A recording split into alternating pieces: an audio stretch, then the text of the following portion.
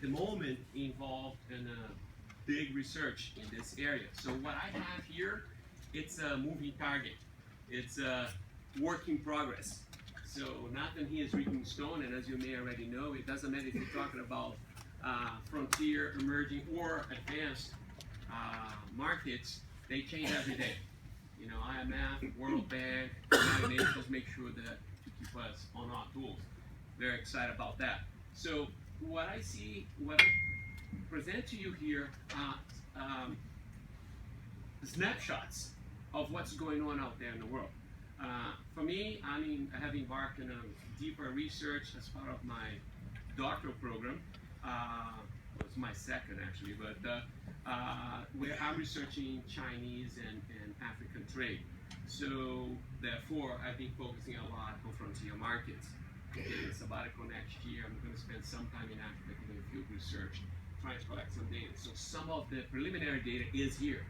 I also would warn you, not warn, but alert you to the fact that some of the data I present here are my own.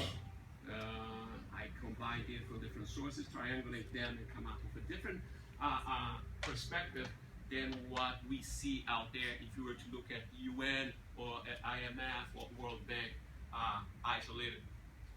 So I'm not saying that this is correct. I'm not pushing it on you. I'm just providing you my own perspective, which tends to be a little different than what the mainstream media and outlets out there proposes.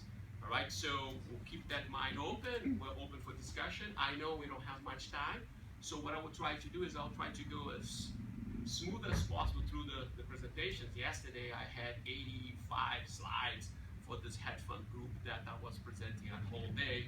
We got to slide number 60, you know, because it was very interactive. So I know we're not going to have an opportunity to do that here, but I will try to make sure that I'll leave at least 10 minutes, 15 minutes for Q&A at the end. And if you have interest, if I don't get to the end of the presentation, may not be getting to the end, rather have more than less, I will make available some PDF files on my return to Boston. And you have my email address here. This is my corporate email address, but some of you have my academic email address as well, and I'll be more than welcome to interact with you and provide you with more documentation if necessary, if this is your area of research. All right, so without further ado, I would like just to dive into the process. So, well, a little bit about me, not that important, just so background, my original graduate studies at Boston University, my alma mater, was in education and leadership.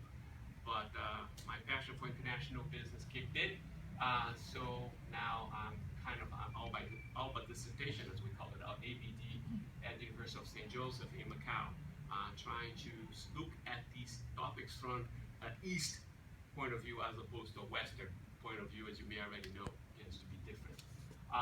So I teach at Goncalves College for 11 years now, 12 years now. I am the chair of the International Business Program there. So we breathe that all the time. I travel with my students to different countries and we do some of technical visits out there.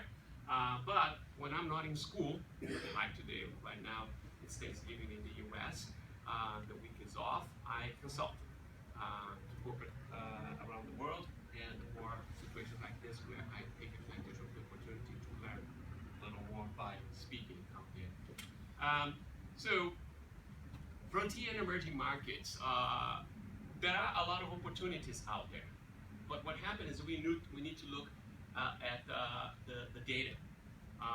Certain countries that we are told when we look at whatever, CNN or Bloomberg or Financial Times, that we should stay away. There are opportunities out there.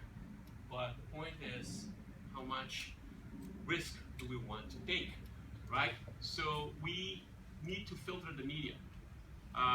In my view, the media, tend to be a little bit exaggerated in the way they portray data around the world. For various reasons, you want to be cautious, or there is an agenda. But we need to sort out realities from myth. Because what happens, especially for us business people, if we deter ourselves from taking advantage of a market out there, not only you fail to add value to your career and to your corporation, but what we were talking about yesterday, you fail to make a difference in those markets. There is a tremendous need, I tell my students in Boston, a tremendous need to go to different blocs out there, be it the BRICS or the CIVITs or the Asian group we'll talk a little bit more about, and make a difference, share expertise, leave a mark in the world. At the end of the day, you look back, what did you do in your life? Make money, spend money, and that's it, right? So impact different cultures, different societies out there. So questions are many, as you can see. It is important for us to ask it today and tomorrow, because it changes every day. So I will start with a short video where you see some of the take, and it's a 2011 video. Purposely done so because we're in 2015. You could look back and say, okay, did the predictions that were made back then by IMF and the United Nations and World Bank became reality? And I would like you to ask yourself, since we don't have much time for interactivity here, but I will do a little bit. What is reality today? Based on when you talk about the big minds of this field, and what is a myth? What has happened, what has not? If we don't pay attention to this, what happened is you change your course, even if it's a 2-degree angle, because somebody with authority, and don't give me any, all right, tells you that's not a good idea to go here or go there, and you find yourself in a different path. So that's what happened to me. I have 3 undergrad degrees and 1 master's in computer information systems, and about to have 2 doctoral degrees, and I have a hunch I'm going to be doing something else out there because I follow some trends, and then the trend changed, right? So, okay, so you find yourself on the wrong track. You can continue on that track or change tracks. Well, it's a harder thing to change tracks, but it's very rewarding. So listen up.